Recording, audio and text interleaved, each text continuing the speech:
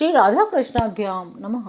भगवान श्री कृष्ण की कथाओं का आश्रय लेने वाले भक्तजनों, मैं संध्या रानी महात्मा वेद व्यास जी एवं गुरुजनों की आज्ञा से श्रीमद् भागवत महात्म्य के तीसरे अध्याय को प्रारंभ करती हूँ।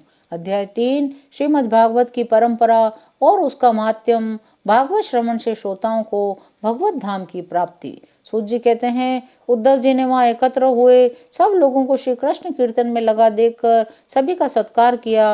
राजा परीक्षित को हृदय से लगाकर कहा, राजन तुम धन्य हो, एकमात्र श्री कृष्ण की भक्ति से ही पूर्ण हो, क्योंकि श्री कृष्ण संकीर्तन के महोत्सव में तुम्हारा हृदय इस प्रकार निमग्न हो रहा है। बड़े सौभाग्य की बात है।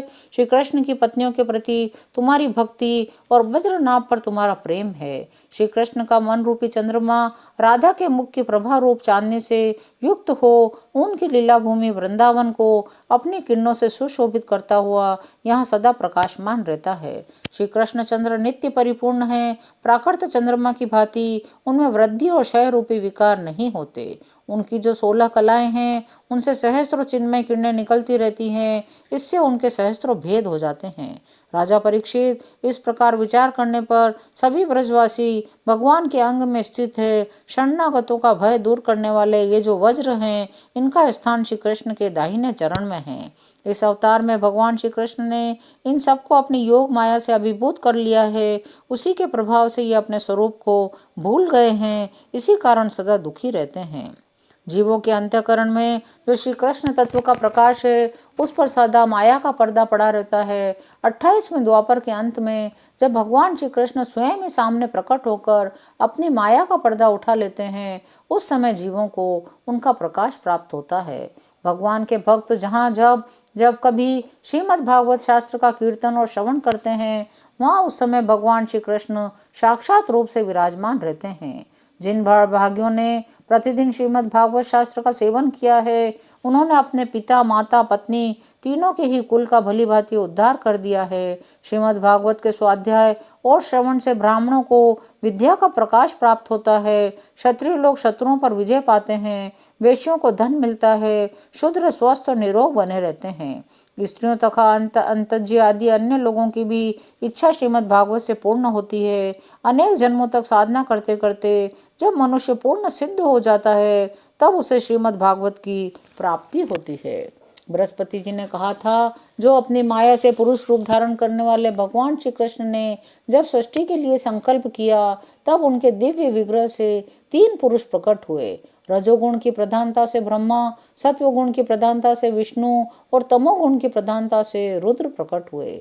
जब ब्रह्मा जी ने कहा, परमात्मन आप नार अथवा जल में शयन करने के कारण नारायण नाम से प्रसिद्ध हैं, आपने मुझे सृष्टि क्रम में लगाया है, परंतु मुझे भय है सृष्टि काल में अत्यंत पापात्मा रजोगुण आपकी स्मृति में कहीं बाधा न डालने लग जाएं। अतः कृपा करके कोई ऐसी बात बताइए जिससे आपकी याद बराबर बनी रहे।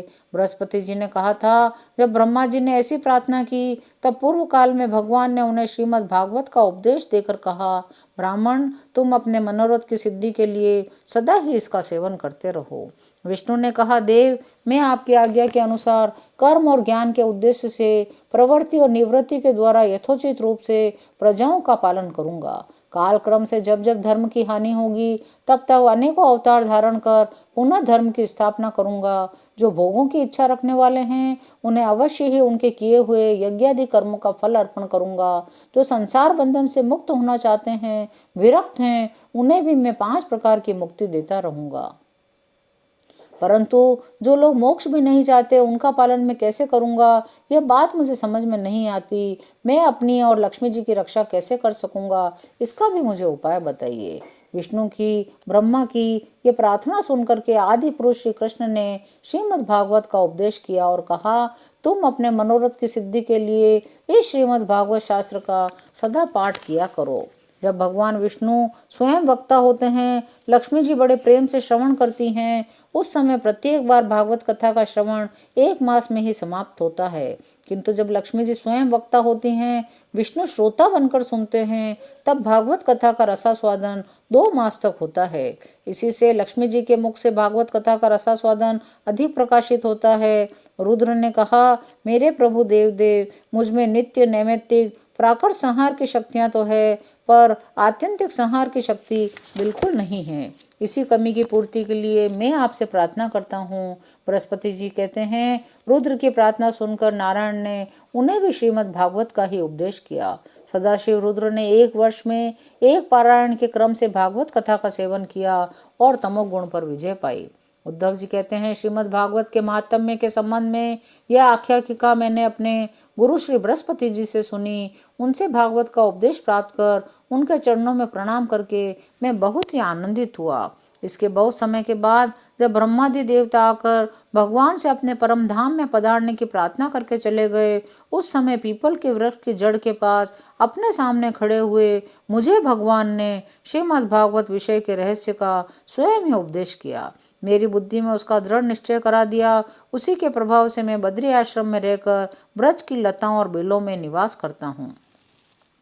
भगवान के भक्तों को श्रीमद् भागवत के सेवन से श्री कृष्ण तत्व का प्रकाश प्राप्त हो सकता है। सूत जी कहते हैं, यह सुनकर राजा परीक्षित उद्धव जी को प्रणाम करके बोले, हरिदास उद्धव जी, आप निश्चिंत होकर श्रीमद् भागवत कथा का कीर्तन करें।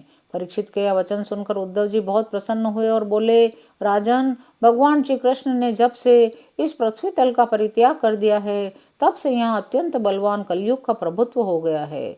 जिस समय यह शुभ अनुष्ठान यहाँ आरंभ हो जाएगा, बलवान कलयुग अवश्य ही इसमें बहुत बड़ा विघ्न डालेगा। इसलिए तुम दिग्विजय के लिए जाओ, कलयुग को जीत कर अपने वश में करो। इधर मैं तुम्हारी सहायता से वैष्णवी रीति का सहारा लेकर 1 महीने तक यहाँ श्रीमद् भागवत कथा का रसास्वादन कराऊंगा।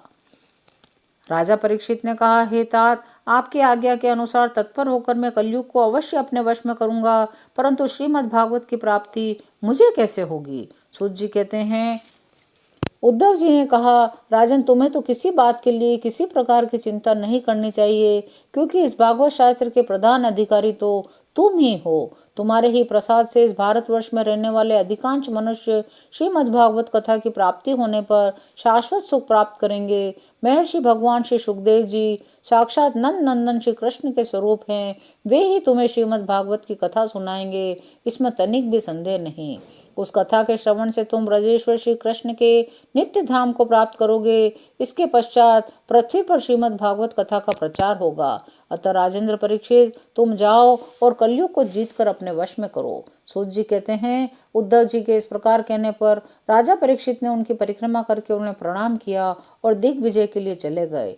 इधर वज्र ने भी अपने पुत्र प्रतिबाहु को अपनी राजधानी मथुरा का राजा बना दिया।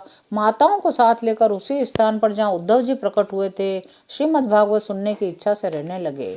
तदनंतर उद्धव जी ने वृंदावन में गोवर्धन पर्वत के निकट 1 महीने तक श्रीमद् भागवत कथा के रस की धारा बहाई। उस रस का आस्वादन करते समय प्रेमी श्रोताओं की दृष्टि में सब और भगवान के सच्चिदानंदमय लीला प्रकाशित हो गई।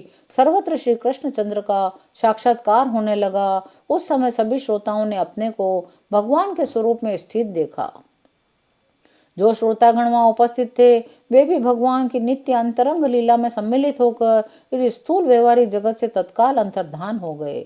जो लोग श्री कृष्ण के प्रेम में मग्न हैं, उन भावुक भक्तों को उनके दर्शन होते हैं। सूत जी कहते हैं, जो लोग इस भगवत प्राप्ति की कथा को सुनेंगे और कहेंगे, उन्हें भगवान मिल जाएंगे, उनके दुखों का सदा के लिए अंत हो जाएगा। 3रा अध्याय यहीं विराम लेता है। शेष अगले अंकों में। जय श्री कृष्ण।